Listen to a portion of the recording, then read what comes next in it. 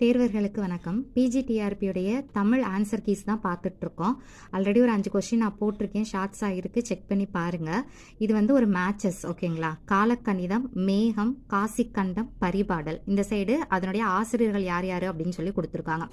இதுவுமே மேக்ஸிமம் உங்களுக்கு எல்லாமே எதில் தான் இருக்குது அப்படின்னு பார்த்தீங்கன்னா 10th ஸ்டாண்டர்ட் புக்கில் தான் இருக்குது. காலக்கணிதம் இதனுடைய ஆசிரியர் வந்து யார் அப்படின்னு பார்த்தோம்னா கண்ணதாசன், ஓகேங்களா? தென் அடுத்தது மேகம் வந்து யாருடையது அப்படின்னா நாகூர் ரூமி அவங்களுடையது. காசிக்கண்டம் இயற்றிய ஆசிரியர் வந்து யாருன்னு பார்த்தோம்னா அதிவீரராம பாண்டியர்.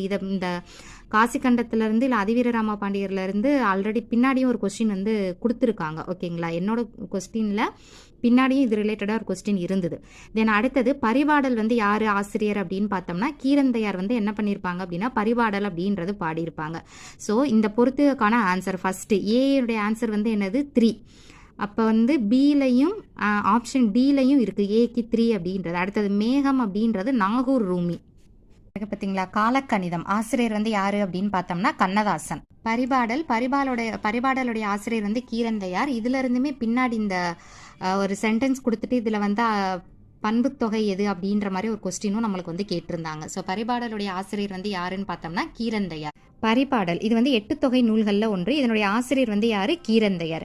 இந்த நூலுக்கு வேற ஒரு பேர் வந்து இருக்கு பாருங்க, ஓங்கு பரிபாடல் அப்படின்னு சொல்லியிருக்காங்க, ஓகேங்களா? அந்த 8 தொகை நூல்களில் பண்ணோடு பாடப்பட்ட நூல், ஓகேங்களா? 8 தொகை நூல்களில் அதாவது இசையோடு பாடப்பட்ட நூல் வந்து என்னது? இந்த பரிபாடல். இதில் வந்து மொத்தம் எத்தனை பாடல்கள் இருக்கு அப்படின்னா 70 பாடல்கள் இருக்குன்னு சொல்லியிருப்பாங்க. பட் எத்தனை பாடல் கிடைச்சிருக்கும் அப்படின்னு பார்த்தீங்கன்னா 24 பாடல்கள் தான் நம்மளுக்கு என்ன இருக்கு அப்படின்னு பார்த்தோம்னா கிடைச்சிருக்கு.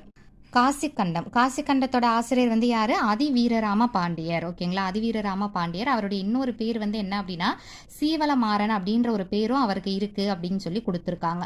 இதுல வந்து என்ன சொல்லியிருப்பாங்க அப்படின்னா காசி நகரத்தினுடைய பெருமைகளை கூறக்கூடிய நூல் தான் வந்து என்னன்னு பார்த்தோம்னா காசிக்கண்டம், ஓகேங்களா? காசி நகரத்தினுடைய பெருமைகளை கூறக்கூடிய நூல், அதனாலதான் இதுக்கு பேர் காசிக்கண்டம் அப்படின்னு சொல்லியிருப்பாங்க, ஓகேவா?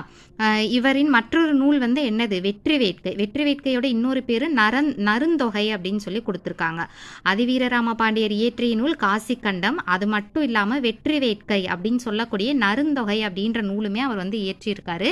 இவருடைய சிறப்பு பெயர் சீவலமாறன் அப்படின்ற பட்ட பெயர். அது போக வேற என்னென்ன நூல்கள் இயற்றியிருக்காரு அப்படின்றதும் நம்மளுக்கு கொடுத்துருக்காங்க.